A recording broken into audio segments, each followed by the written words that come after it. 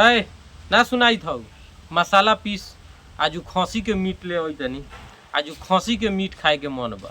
बाप रे बाप ऐसन गर्मी में सिलौट पर मसाला पीसी पीसी मर पसीना चुगे लखे आई मर्दाना के खसी के मीट खाए के मन करे। साला 3000 किलोमीटर चल के आई तनी तमिलनाडु में गाड़ मारावे तो ठीक बा। एकरा एगो मसाला पीसे ला कह देनी तो मशीन चाहिए। लोढ़ा से मारबो ना कि दतिया टूट जतवा।